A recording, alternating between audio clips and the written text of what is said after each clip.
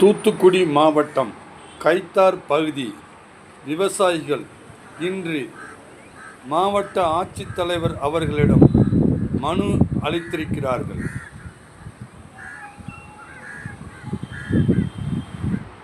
தூத்துக்குடி மாவட்டம் கைத்தார் தாலுகா பகுதியில் உள்ள ஒரு 28 பஞ்சாயத்துலேருந்து விவசாயிகள் வந்திருக்கோம்.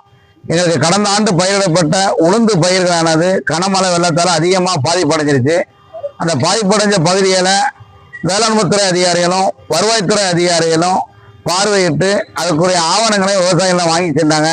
அந்த ஆவணங்களை வாங்கி 10 மாதங்களுக்கு மேலே ஆயிடுச்சு. இதுவரை விவசாயிகளுக்கு இழப்பீடு தொகையோ காப்பீடு தொகையோ அரசு தரவு கொடுக்கக்கூடிய நிவாரணம் எதுவுமே நம்ம விவசாயிகளுக்கு கிடைக்கல. இதனால விவசாய பெரும் நஷ்டத்தில் இருக்கிறோம். எங்களுக்கு அடுத்த கட்ட விவசாயம் செய்ய முடியாத நிலையில் இருக்கிறோம். அதாவது அடுத்த ஆண்டு நாங்கள் பயிரிட இருந்து காப்பீடு தொகை நாங்கள் இந்த ஆண்டு வந்தால் தான் அடுத்த ஆண்டு நாங்கள் காப்பீடு தொகை கட்டாயமாக பதிவு பண்ணுவோம். அது நாங்கள் விவசாயி எல்லாருமே பேசி முடிவு பண்ணியிருக்கிறோம். இதுலேயும் எங்களுக்கு கிடைக்காத பட்சத்தில் ஓரிரு நாட்களுக்கு விவசாயிகளிடம் கலந்துரைத்து மிகப்பெரிய ஆர்ப்பாட்டத்தை நாங்கள் கயத்தாரில் ஏற்பாடு பண்ணலாம்னு இருக்கோம்.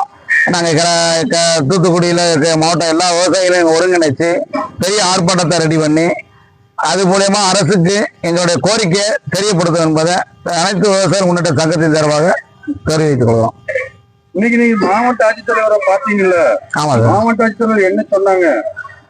அவரு நான் உங்களுடைய கோரிக்கையை தலைமைச் செயலகத்துக்கு கொடுத்துருக்குறோம். பரிந்துரையில இருக்குது, அது சீக்கிரம் நடக்கும் அப்படின்னு சொல்லியிருக்காங்க. ஆனால் உறுதியா கட்டாயம் விவசாயிகளுக்கு நாங்கள் ஏற்பாடு பண்ணுறோம், அதுக்கான முயற்சியை தான் நான் எடுத்துக்கிட்டு இருக்கோம்னு சொல்லியிருக்காரு.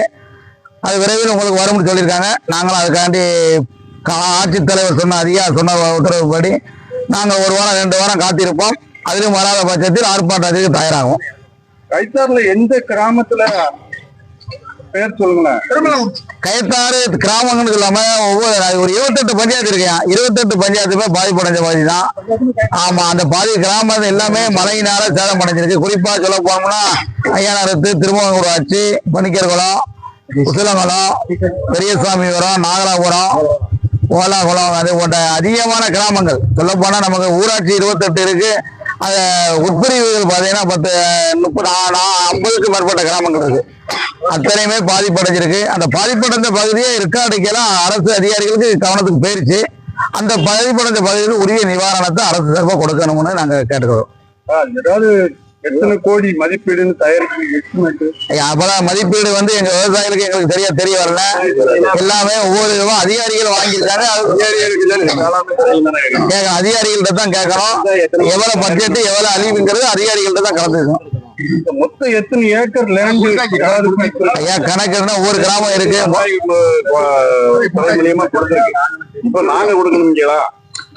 ஏக்கர் 1000 ஏக்கர் 500 அது 1000க்கு மேற்பட்ட ஏக்கருக்கு சும்மா கைத்தார் போகுது. இல்ல 1000 கைத்தார் போய் 1000க்கு மேற்பட்ட ஏக்கர் இருக்கும். குறிப்பா இத்தனை ஏக்கர் எங்களுக்கு தெரியல. நாங்க அடுத்த ஆட்ட கலந்து சொல்லிட்டு உங்களுக்கு எதையும் தெளிவா சொல்லிடுவோம். உளுந்து பாக்கி பயிர்லாம் ரொம்ப சேதமானவொன்னு அதை நிவாரணம் கண்டிப்பா கொடுப்போம்னு சொல்லி நிவாரணம் வரவே இல்லை. நிவாரணம்